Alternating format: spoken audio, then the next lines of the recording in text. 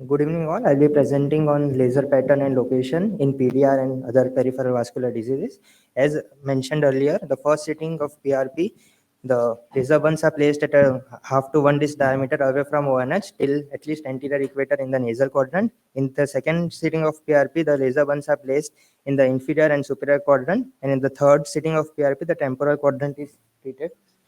Coming to the intensity of the burns, as previously mentioned by Shilpa, there are 4 grades of burns. In case of PDR, grade 2, we try to get grade 2 burns. Initially, the laser is started at the lowest possible burn, and then the power is titrated according to the burns we get, and aiming for a grade 2 burn.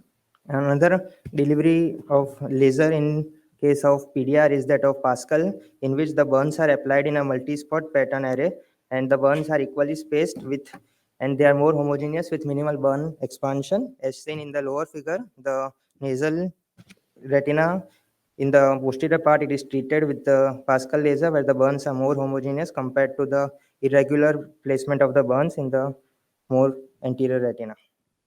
In cases of neovascular glaucoma secondary to the CRVO, the burns are placed more confluently, and it is they are placed with one half half to one burn width apart, as the neovascular as the ischemia is more prominent in anterior periphery as well as in the posterior periphery.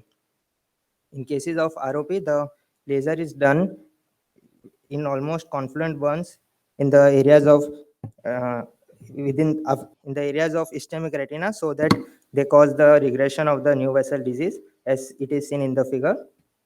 And FFA helps in guiding the laser in cases of peripheral diseases, in case of sectoral laser, in case of retinal vasculitis, Coats disease, and FEVR. This is an optos picture of a right eye showing the sclerosed vessel in the supernasal quadrant, whereas in which the NV is seen with great difficulty. However, with FFA, the peripheral CNV areas and the new vessel disease is easily seen, and FFA guided laser was done accordingly.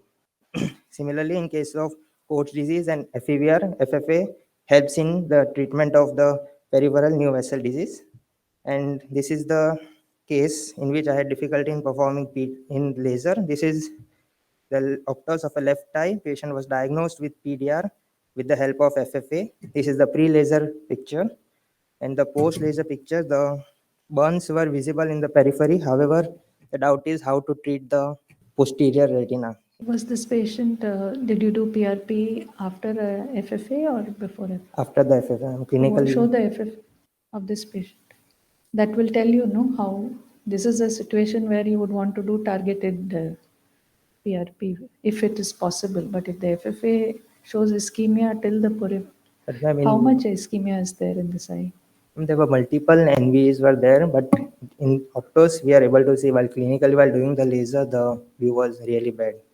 No, I understand the view is bad, but on fluorescein angiogram, it would have told you, which are the areas of neovascularization. Were they at the posterior pole? Were they mid periphery? This is where you use your FFA to guide you, because doing vitrectomy in these eyes is not as simple as it looks. The vitreous is extremely sticky. There's no PVD. You get a false sense of security because these asteroids have that clear space between the retina and the asteroids. So any of us who's actually done vitrectomy for asteroids will not want to do it in a hurry the next time. So this is where you use your fluorescein angiogram and see up to where you can go safely. Have you been able to cover that area or not? But ma'am, I was not getting the. Did you try on slit lamp? Yes, I didn't try. Next day, Shobit tried on slit lamp, but we couldn't even trace the vessels. So PRP2 and PRP3 were really difficult in this case. Next time, move it to the other room. Ask your consultant to help out. You can reduce the slit size and still be able to see between the retina, and bring your laser aiming beam to the smallest spot. Don't make it too bright, otherwise you will not be able to see that also. But sir, how much to treat posteriorly, because we are not able to see the vessels only. Well, if you use slit lamp, see, that's why in these kind of cases, these are the only cases where you'll actually use, you'll find that direct ophthalmoscope is useful.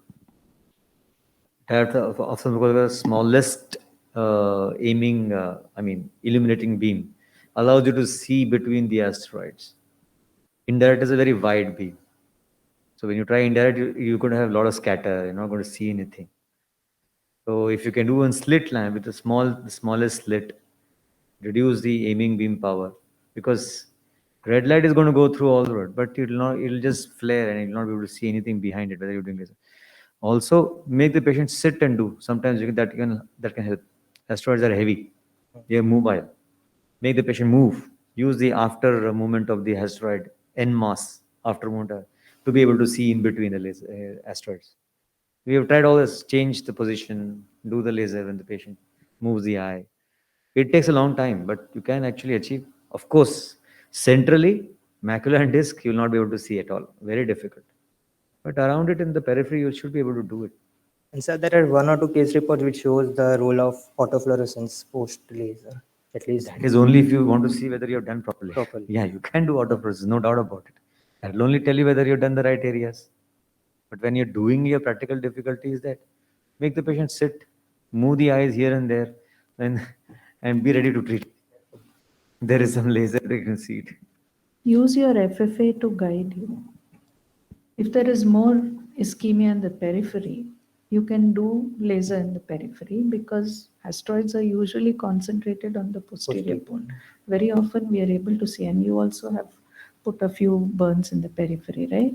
I think on the nasal side I see Yes, something. this post PRP1 is nasal. Yes. Okay. Burns are in periphery only. Yeah, I would say infrotemporal also you should be able to do. Right?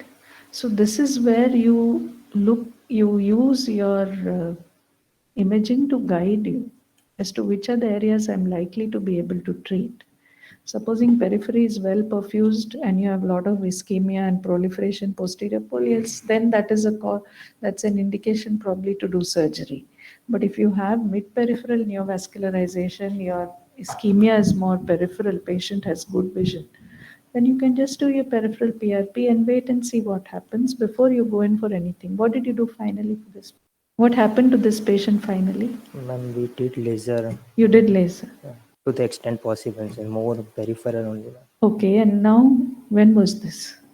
Last week, Last week. So when have you called the patient back? after 1 month. 1 month, because you felt that it was adequate? No, ma'am. Or it was not very It ischemic, so was, you said it's okay, it can hold on. ma'am, again probably to look for the regression of new vessel disease. You can always do an ARC also if you want, if you can't see. And there's ischemia anteriorly. Like I said, use your imaging in these tricky situations to decide what is important, how much is important. Navilas laser will have any role in these cases? I think the problem is the same. Navilas also has to look through, no? This is the scatter caused by the asteroids. So sometimes the optos looks a little more messy than reality because it takes up that green light. So looks a little. Make sure pupil is well dilated. Go fresh. You can do little by little. You do it. Vitreous also will slowly start separating with your PRP, assuming that it's not any abnormal adhesions. So once vitreous starts separating, the asteroids also will move. You'll get it done. But look at the emergency of the situation. If there's loculated premacular hemorrhage or something like that, or there's traction, use your OCT to see the macular status. Web source goes very well through asteroids. So if there's any evidence of traction at the macula, then don't wait. Then you have your reason to do surgery. Another observation what I have noted in these cases is the posterior most burns will be difficult, but once we get one row of bone, that burn itself will act as a guide, like for further places. Takes a little time, but it can be done. Why did you cover ROP and BRVO and coats in this? Just the difference of burns. Means 1 to 1.5 disc in the normal PDR cases and NVG and coats, and NVG and ROP requires more confluent burns.